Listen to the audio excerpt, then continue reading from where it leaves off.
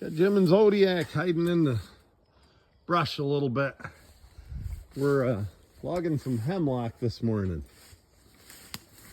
What we do around here is we cut 25 footers. Most of the hemlock goes to Amish mills around here.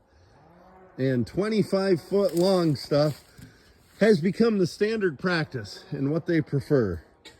So with the 25 footer, you could cut yourself with 6 inches of trim, bear in mind. You can cut yourself 3 8-footers, a 10 and a 14, or 2 12s. It gives them lots of options at the mill. That's why they prefer the longer lengths. I know it doesn't work bad for us skidding. There's a little less cutting here on the landing. Usually it takes trees this size, 30, to fill a truckload, a tri-axle truck. So that's what we're up against today, skidding hemlock. The 25s work pretty well for us here. Like I said, that's what they prefer. Sometimes we'll get 2 out of a tree. Most of the time it's just one 25-foot length. And most things go into an Amish mill. Most softwoods. That's what's preferred now. Larch, spruce, white pine, hemlock for sure. Hemlock is easy to tell apart from other trees. Oop, put my hand up here. The needles are flat. That's how you tell. They're flat needles. Also, it's a very red type of wood. You know, under the bark, you see the redness there. As I always say when we talk about tree identification, you get into colors like reddish and grayish and stuff like that. One thing you want to watch for is shake on hemlock. You see some of these have been budded back in order to get rid of shake. And of course, the longer hemlock sits, the more shake shows up. So, well, one at a time. We might, trees like I just hooked on to, this is the first hitch of the day, but as we get going, we might do 2 at a time with trees like that. Quick release. As you see, we have that hemlock lifted well. There's 8 inches of daylight between that log. It's suspended. We're carrying that load on the cart. The very tip of that tree's on the ground. The rest of it's being carried on the cart. But you cannot unhook from this drawbar, you know, without a mechanical advantage. Here is the mechanical advantage. Just pull this lever, and there it goes, unhinged on the ground.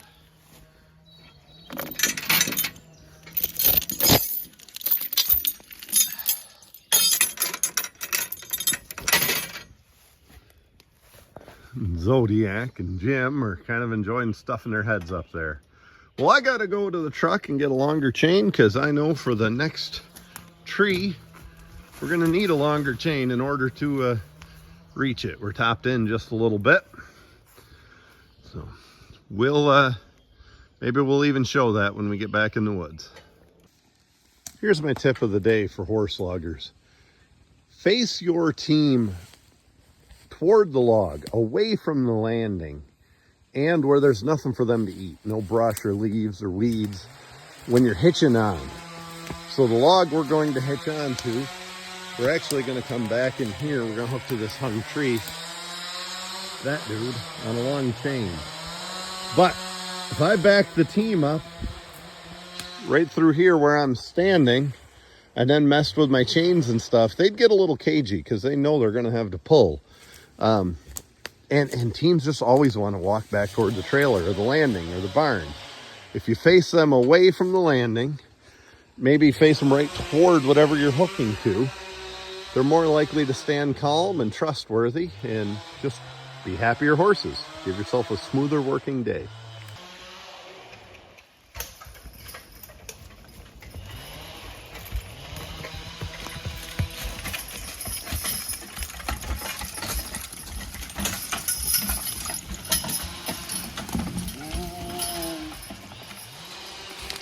Skidded about 8 hemlock 25 footers through here And you can hardly tell we've been through here. In fact, when I try to find this path, I can hardly see it out ahead of me.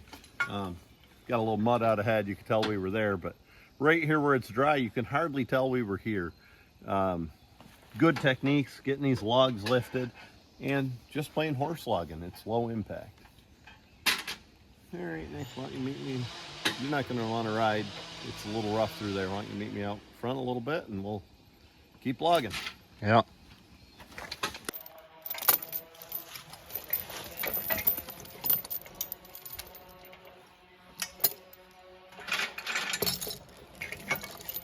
Okay, we're going to do a cradle hitch here. For a real simple reason. We're going to do a cradle hitch. One, I haven't showed one in a long time. And two, our other choker is back in the woods. Two of our other chokers are back in the woods. We carry three, but they're both back there ready for us to get hit.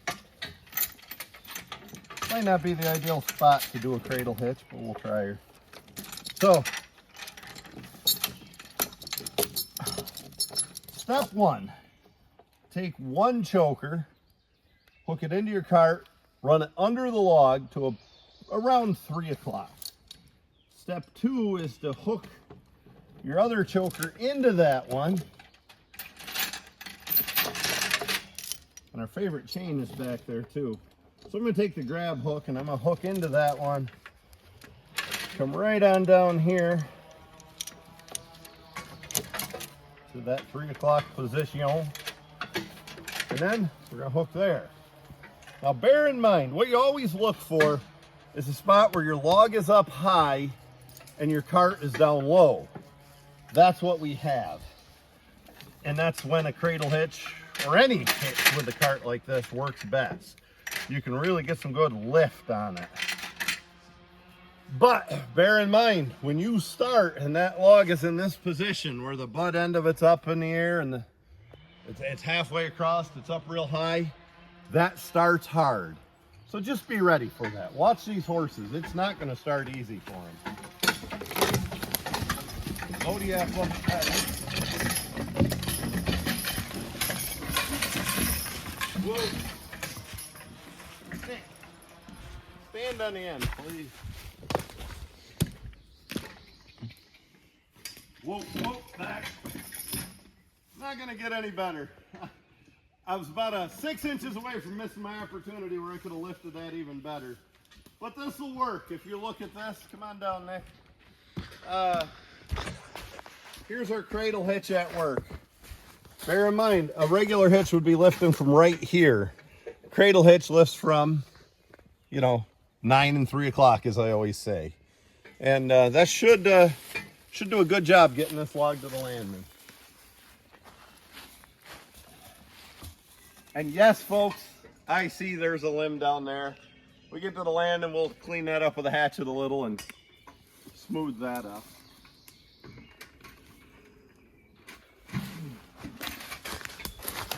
Again, it's going to start hard.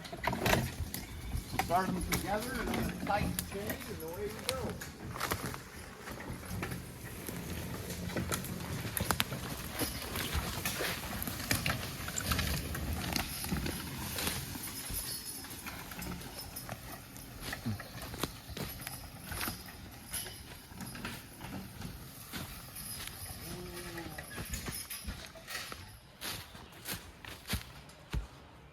Hitch look like it's working? Yeah. That works fine. Nothing wrong with that. In fact, I think perfectly executed, that's every bit as good as a two choker setup like I showed before. I prefer a two choker setup, but with actually putting two chokers on the log with one hook at 9 and one at 3 and hooking it into your cart. But every once in a while, this is easier and equal. What do you say, Nick? Should we truck them to the landing? Yep. That's how money's made. I want you folks to notice as we're going down through here, the width between those horses. We run a wider neck yoke that matches the eveners, and I just like them to walk apart like that. Especially in the summer, get a little air flowing. The tongue is less likely to bang into them. it just plain looks good. I feel like I have really good control of a team of horses when they walk with some width between them.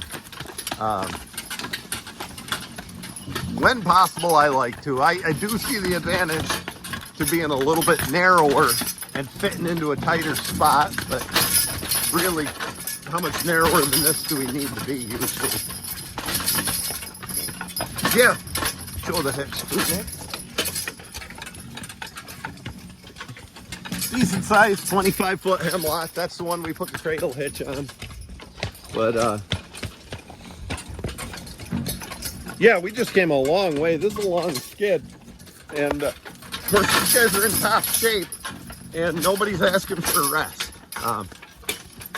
We're almost to the landing now, but it's because of that cradle hitch and the good techniques that we have everything lifted. Yeah, I just always like to see a little width between them. I guess there's a multitude of reasons. You know, the first is it keeps them cooler. As I said, second is the pole is less likely to bang into them and they stay off it. They're less likely to rub harnesses on each other and maybe get something snapped on each other. And another reason, I feel like they just plain drive a little better. I got a little more control over each horse and go around corners a little smoother. Ooh.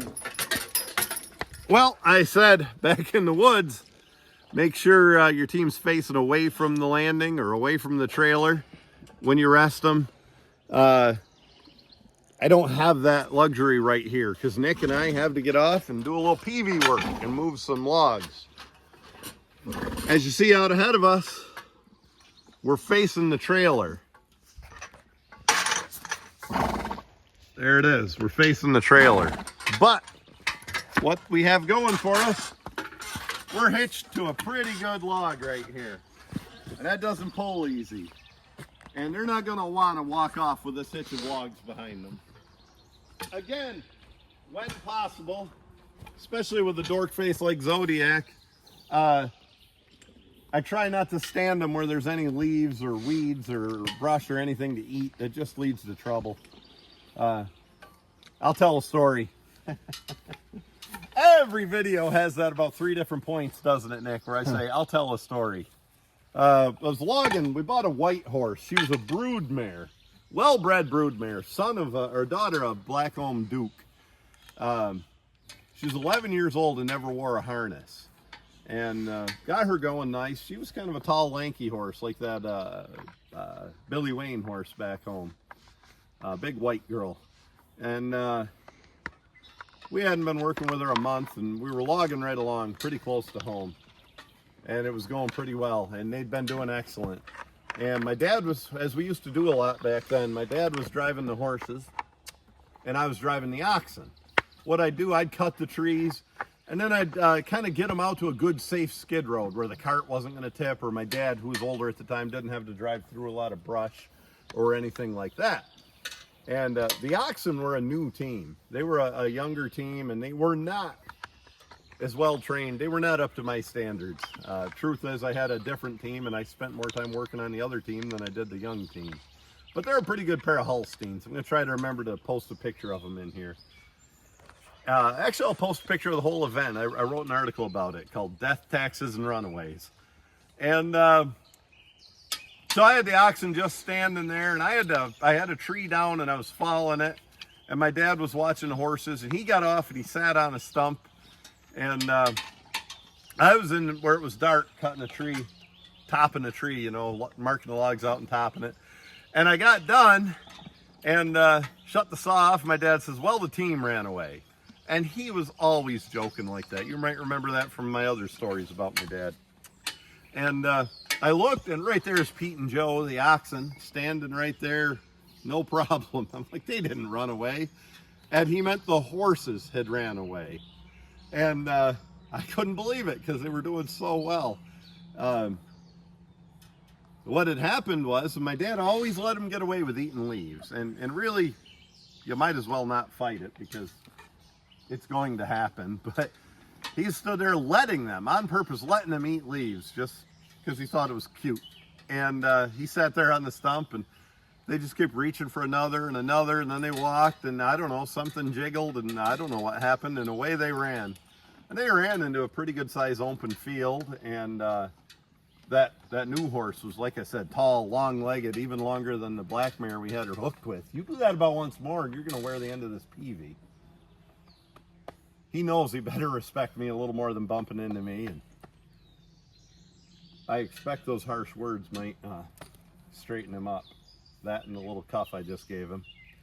Anyway, the longer-legged horse was running faster. Of course, she wanted to run worse than the old training mare. And they went in a big circle and back into the woods and crashed this cart. That's actually when we smashed this tongue here and the hammer snapper. That was all we hurt. I think we smashed the neck yoke. Didn't hurt much else. And we had a few extra harness parts in the truck, and actually, I patched everything back together. Yeah, see that? He thought about smacking me with his head and then thought better of it. But anyway, we patched them together. We went right back to work logging on the ground. And we were pretty close to home. And of course, that was before cell phones. But I think my dad went home on lunch break and got an extra neck yoke and whatever we needed. And we were right back working. And it didn't hurt much. But, you know, a runaway like that's only a step away from, you know, killing a horse. You know, I had a friend that had a horse run away once in a 6-acre field. They just mowed the hay on it here not long ago. And he had one thing in that 6-acre field. And that was an exercise sled for horses with a school bus seat. And the school bus seat was kind of broke. And the single horse ran away. And when it ran right into that seat and speared the horse and killed it. The only thing, you know, an object 10 feet long by 4 feet wide, the only thing in that whole field, and that horse ran into it. And that's the nature of runaways, you know. It's the nature of any accident. You get away with it numerous times, and then every once in a while, it's really bad news bears. And it's always a step backwards in your training. It's not the end of the world unless it's chronic, but it's always a step backwards, I'll say that. So, parking them well, tying them if you have to. Hell, there's no shame in that, you know. I think you folks remember when we first started logging with Zodiac, we tied him. Maybe I wasn't doing the YouTube channel then.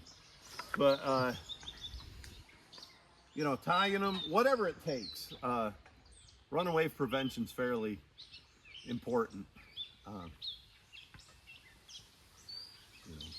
And yet, runaways happen, you know. We posted pictures in here of the article I wrote about that runaway. And the article was entitled, Death, Taxes, and Runaways.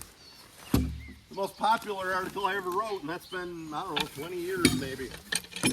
But, and the reason it's called that, because those were certainties.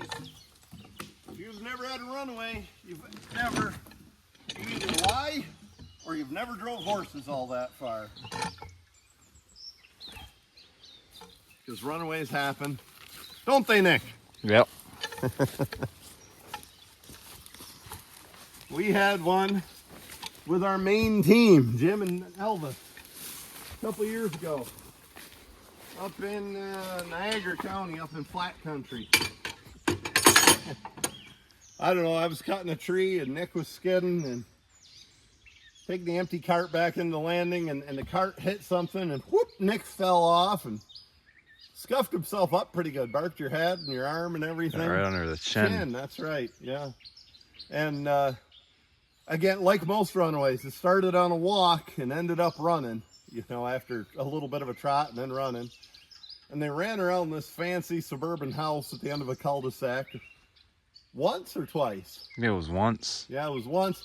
Headed out a long driveway, and then they headed up a long country road because we're right on the edge of the village, and headed for Lake Ontario.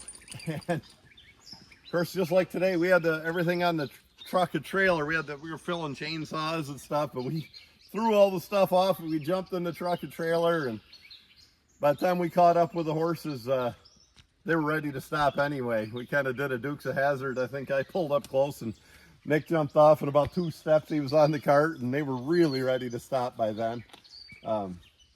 Again, no harm, no foul, but man, oh man. You know, runaways will happen, but man, we got to prevent them whenever possible. I'm terrified of a public runaway, to be honest with you. And I fear it more and more as I get older. I used to do stupid things. I used to have a horse that wouldn't be broke for 2 weeks, and I'd take him to a parade or something like that, you know, because I was some macho horseman that could handle anything. And I don't do that stuff anymore. I've never had a public runaway. And the reason, I mean, of course the embarrassment, right, of a public runaway, that's not my real fear. The fear is people. Somebody gets hurt, kids playing at a horse pole, or something like that. You know, I'm a big advocate of not having halters under bridles. But Brian Armisen, the fellow we're logging with here today, always makes the point. He's seen a couple runaways where the one in particular, the bit broke and the bridle came off in the process. And the horses were running, and people were grabbing at the horses to try to stop them, and there was no stopping them because there's nothing to grab onto. And if they'd had a halter, maybe somebody could have grabbed the halter. So, you know, I'm an advocate for yeah, go ahead, Nick. I'm an advocate for not wearing halters under bridles, but get him. I understand the arguments too, and I understand when people make points like that.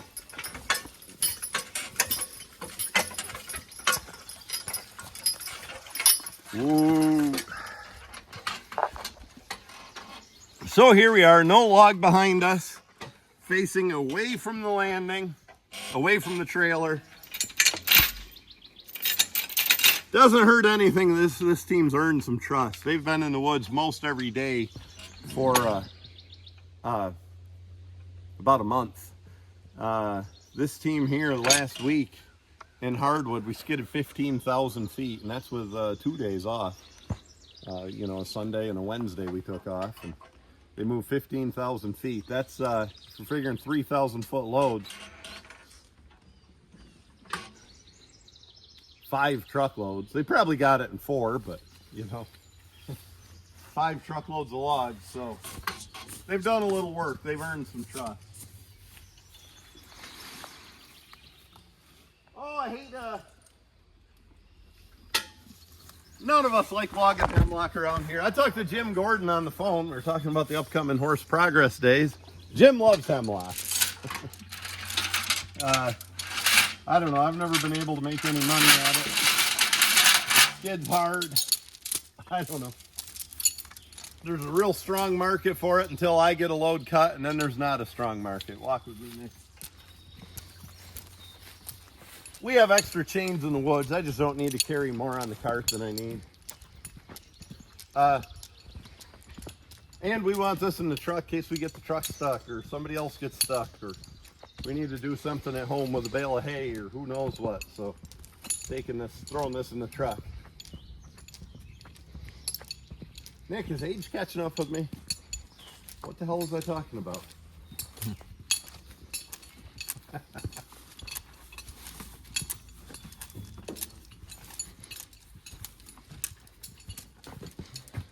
What was I talking about? I am so bad I'm going to have to go back and watch that video. I guess I talk like sheep shitting on a shingle. Jim Gordon, he likes logging hemlock. What I was saying. And most of us don't like logging hemlock.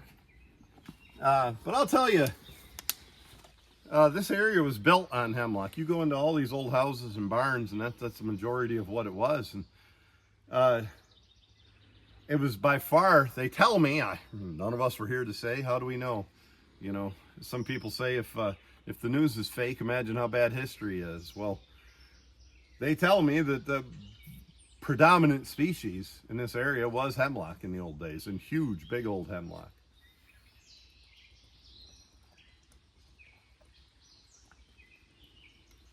hydration. You want a little water, Nick? Sure.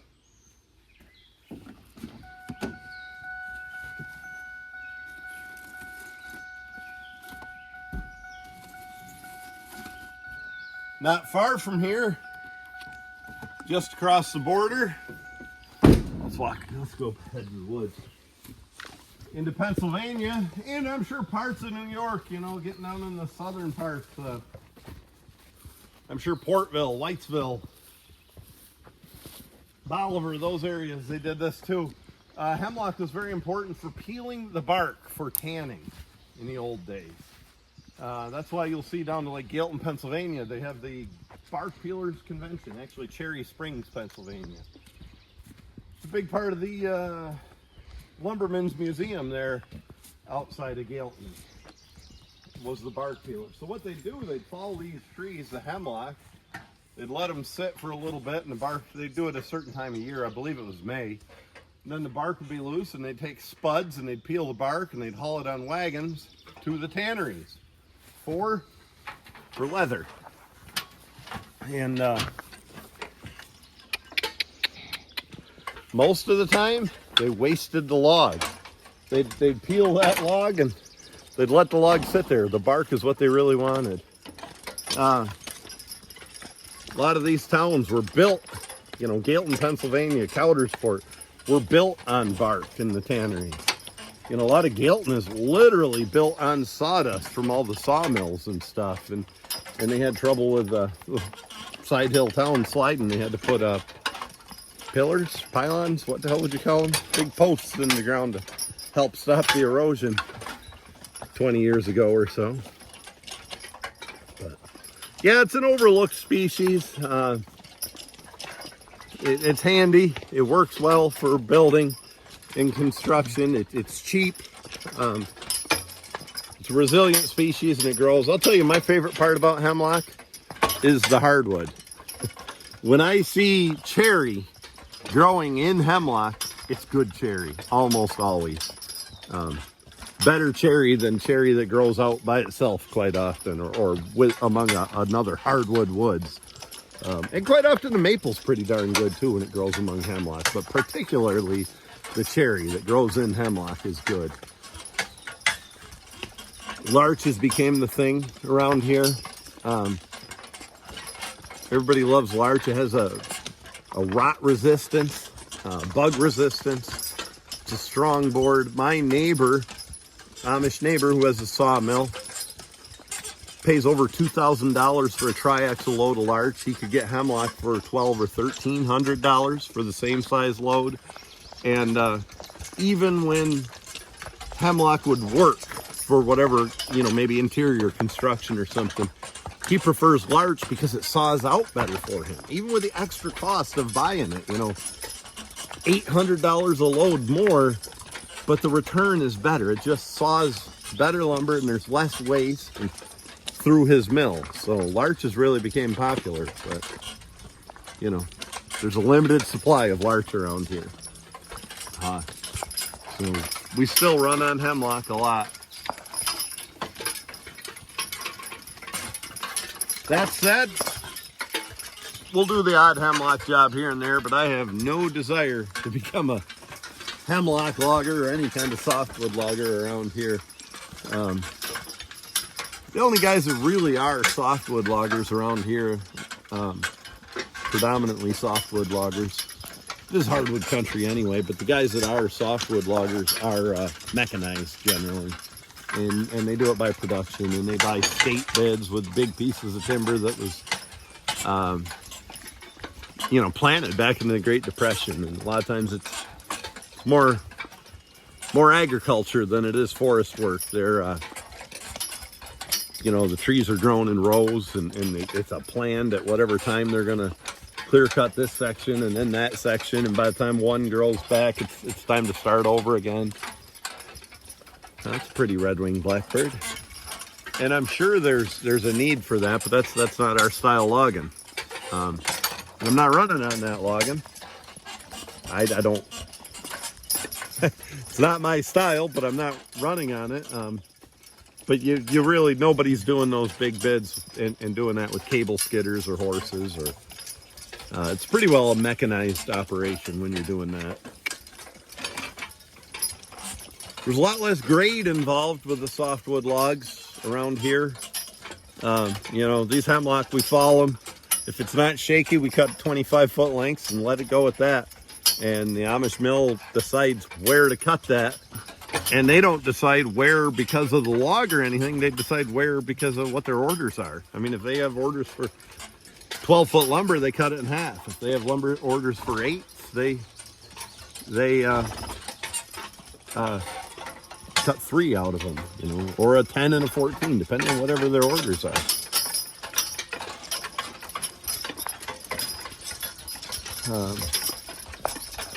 Yeah, most loggers, like I said, do not, around here where I live, and it's not mechanized logger country, most loggers do not log with a lot of softwood, but most of them do, like Brian and I are. Most of them do a couple jobs a year. And actually larch is good. If you can find it, you can make a little money on larch, but most of the time we only cut a few jobs of softwood a year, and we live on hardwood. And a lot of times we save the softwood for the summer because the hardwood markets get a little bad, and gives us something to do when the logs are a little harder to sell. I hear Brian buzzing away with a 372 Husky, Nick. Yeah. Bet you he's got a bunch of logs for us to skid. Maybe we ought to get to it. Well, I don't want to try not to talk about politics too much. I don't like to alienate anybody, but it's about 8:30 in the morning here. And we've got a few hitches out, and it's warming up here on the 2nd of July. And I don't know where people stand on the Second Amendment or not, but it's time for the gun show, right, Nick? Yeah. Time to shed some shirts. The gun show. Bet the horses wish they could shed some clothes when they got hot, huh? Yeah. Is your dad always a dork? Sure. All the time? They can't see you, shrug your shoulders. Yeah. All right, let's get some logs done. Skidding hemlock again here. We have a 10-foot butt log and then 25-foot up above. We're on the spot where we stop and get the logs lifted well.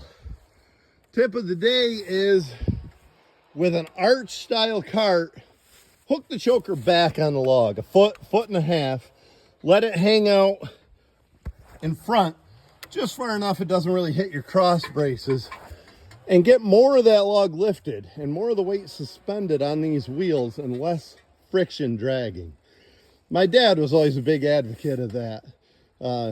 Jason Rutledge called my dad the Bull of the Woods. I always liked that name, and of course he loved it. Just my tip of the day, when possible, skidding 1 tree length, hook your choker back a little bit, get it lifted and suspend more of the weight on your cart and less friction. Safe logging, folks. Pipsqueak, how'd your date with Denise go? She doesn't want a man. She wants a furniture mover. Furniture mover? I thought she was going to store. Yeah, we were on the couch and we were doing a little kissy and things were going pretty good, you know what I mean? Yes, I know what you mean. Yeah, and I'm doing a little more kissy and I thought Denise was digging it. And the next thing I know, we're on the couch and she says, let's move this upstairs. I'm like, oh my God, I'm ready to get right. And all you want to do is move furniture. Pipsqueak, hand me that PV. Get it yourself. Hey, come on. Get it yourself. You are the least helpful person ever. Hey, I help people. Like just yesterday, I was going down the road and there was these 2 dudes trying to mug this old lady. So I got involved and I helped. Oh, that's nice of you. Yeah, real nice. She was a tough old broad, but we got her purse, you know what I mean? Pipsqueak, you're awful. Hey, I do what I do, yo.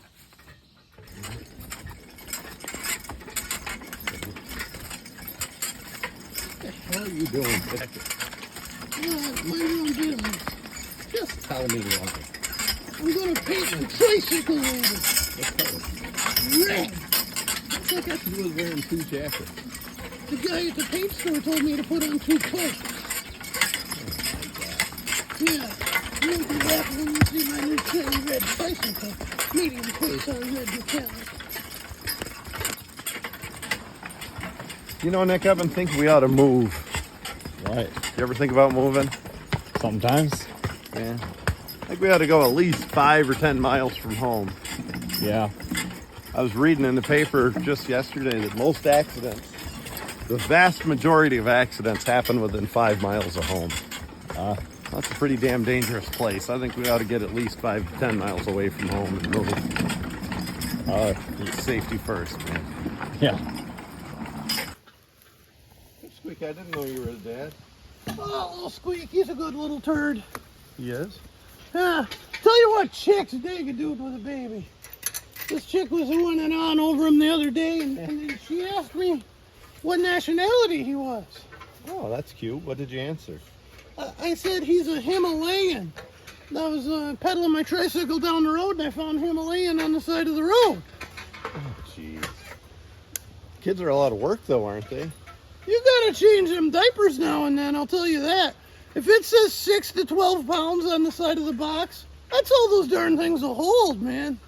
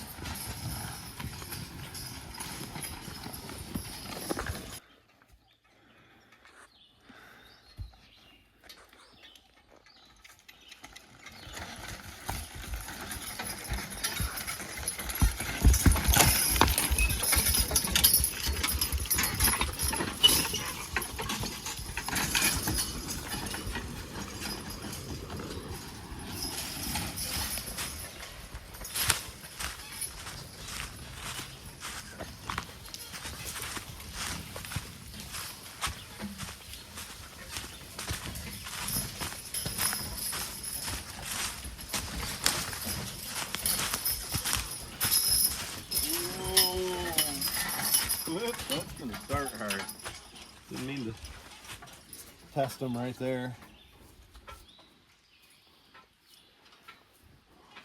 As long as the camera's on, Nick, we'll start them. We'll show it start hard.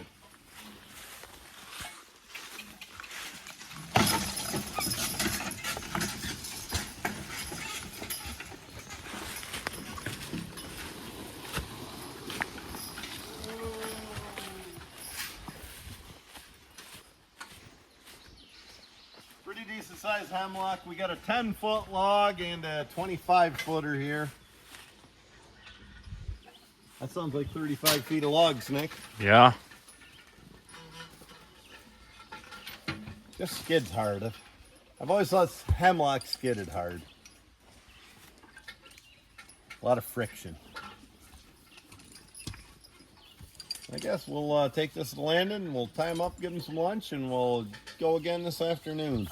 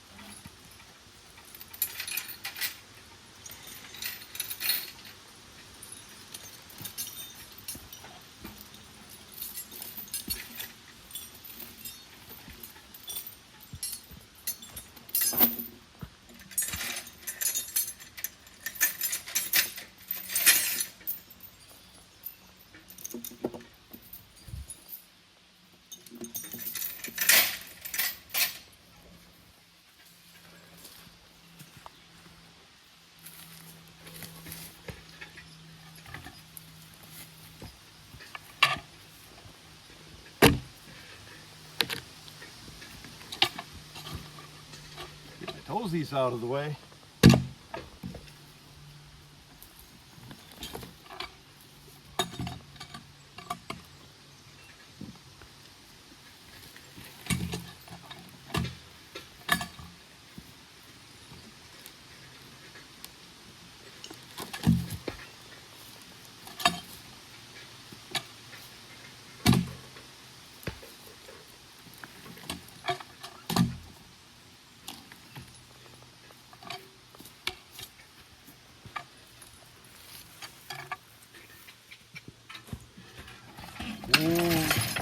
Whoa.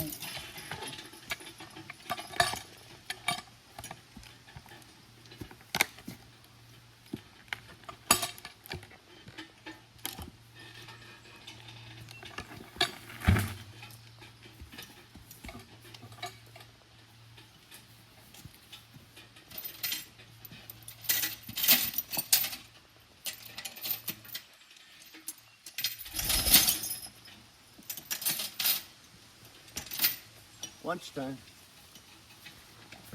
We'll go get him on hot.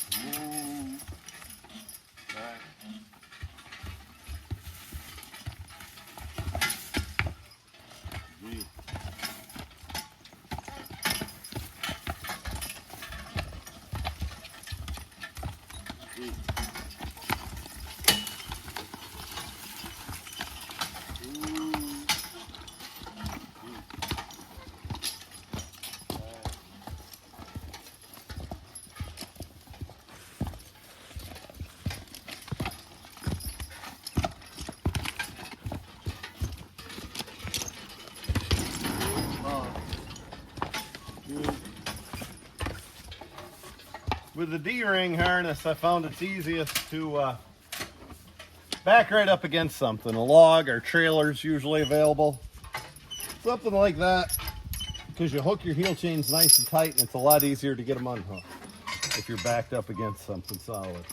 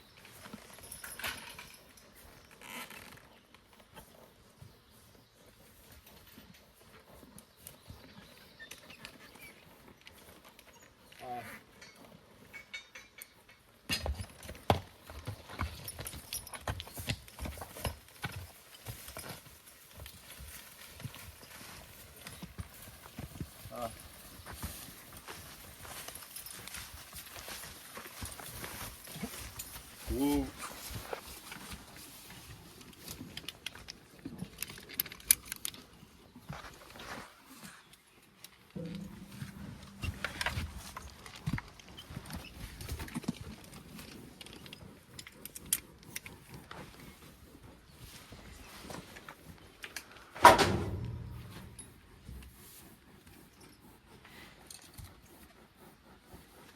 Well, normally at lunchtime, if they're hot, and they are, I'll give them a little drink.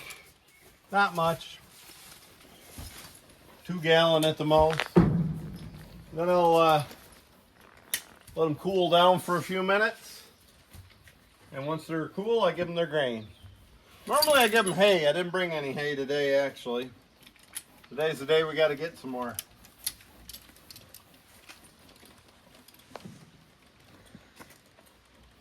There's almost never a bad time to give a horse hay. I'll give them hay even when they're hot like this.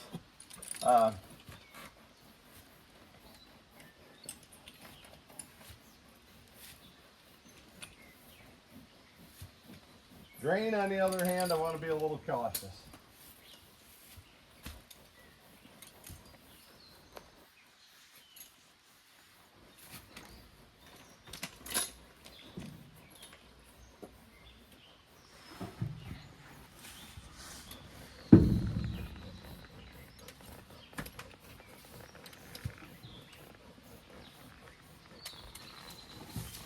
How about the purple halter, Nick? Yeah.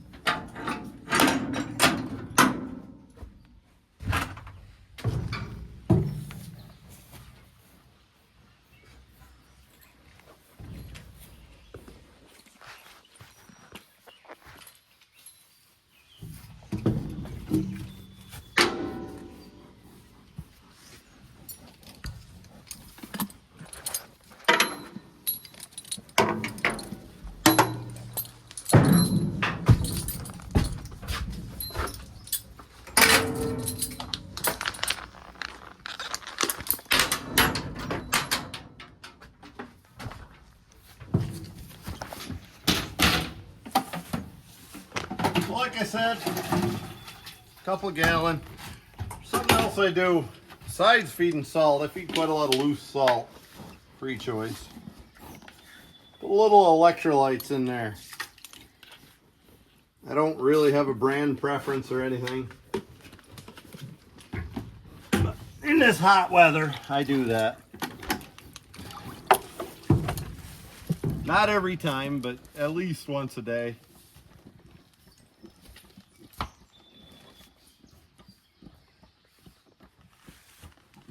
I wish we had a little hay to give them to munch on.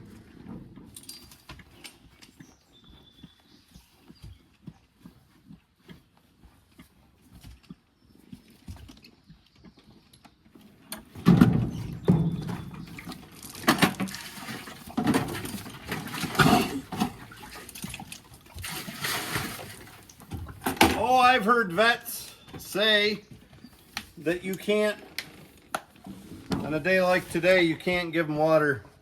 You can give them all they want, and you're fine. I just can't bring myself to do that. You know, conventional wisdom when I was growing up was don't water a hot horse or be very careful about doing it. So I'm still pretty cautious about it.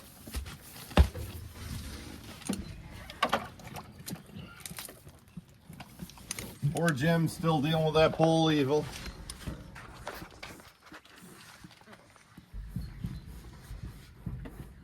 Well, we're going to let them stand here for a few minutes and then might try them with another couple of gallons of water and give them their grain. How about a sandwich for us, Nick? Does that sound groovy? Yep. Oh, yeah.